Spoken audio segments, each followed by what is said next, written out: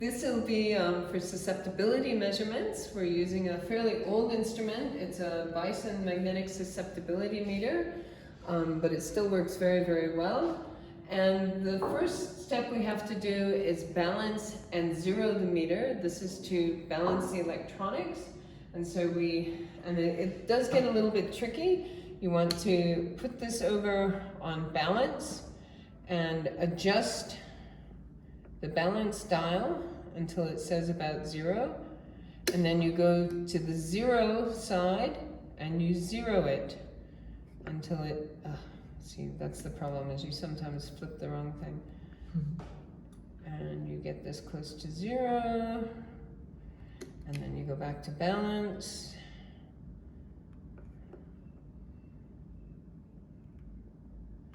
And then 0. And you do this a few times until the whole thing is stays close to 0.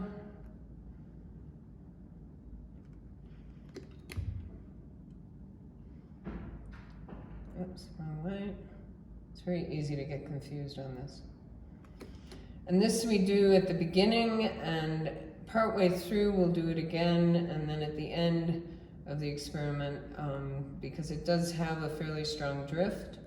But we're in an area of the lab that does not have much of a magnetic field, so hopefully this will be pretty stable as we take measurements. So we're making some progress here now. We're getting close to 0.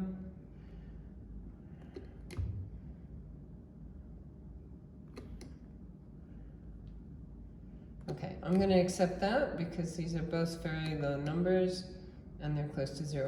The other thing to make sure is that the reading is on 0 at the time of the reading. We now never touch this 0 dial again. Okay, we must make sure that dial doesn't get touched while we're making readings.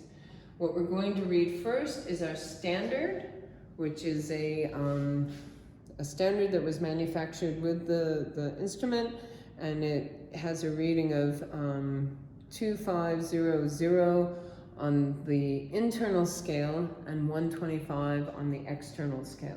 So we are set up with the external coil, which plugs into the back, and you have to make sure the switch is switched over to the external coil. There's a switch on the back here.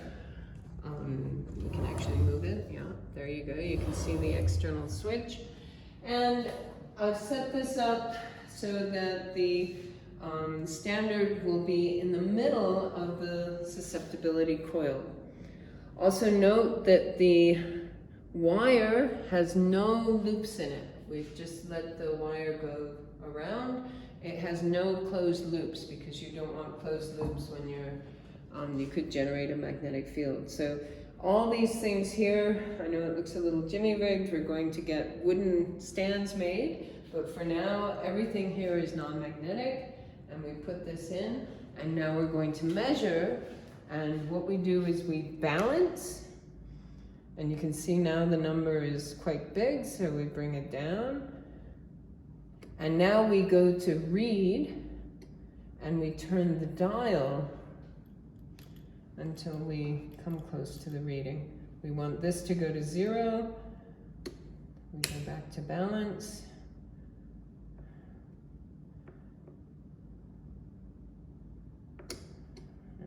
read. Helps that I know what the number is. Okay, so that's close.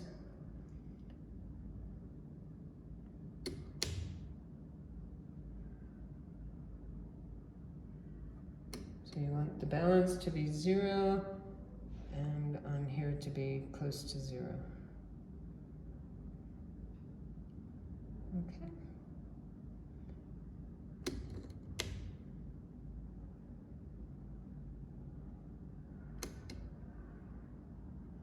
And you have to decide how particular you're going to be. Okay, so that's about as close as we're going to get. And we predicted 125, 1250. Now keep in mind that 4th digit is on the vernier scale on the side. So the reading is actually 124.2, I guess is what I'm reading there. So it'd be 1242 times as the reading, and that's in CGS units, because this instrument is so old, it's actually in CGS.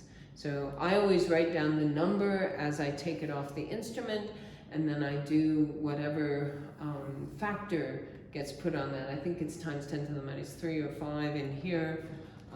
We can put it in the susceptibility notebook, and we see here's our standard measurements from our previous reading, and then our measurements of a particular meteorite. And then if we want to measure a sample, we take the standard out, put it away, and now this is an oddly shaped sample, so the measurement should be taken in many different orientations, but for this I'm just going to put it in. I happen to know that this is magnetite, so it's going to have a fairly large reading. Again, we want it as close to the center of the external coil as we can. And we come back here and we balance, and we can see it's way out because of course this is a strongly magnetic object. And so we'll take the balance down a bit, but we're also going to do the reading, increase the reading. We'll probably have to go to the multiplier times 10 because this is magnetite. So now we're getting a reading, and it looks like we're going to be able to do it.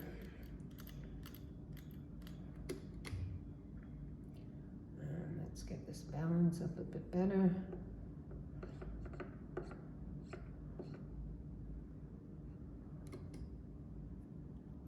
Okay.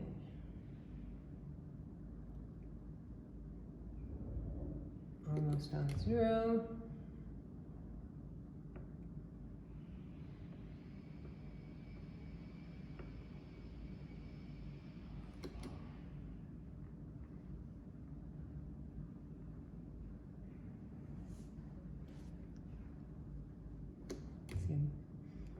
Okay, oops, go positive here.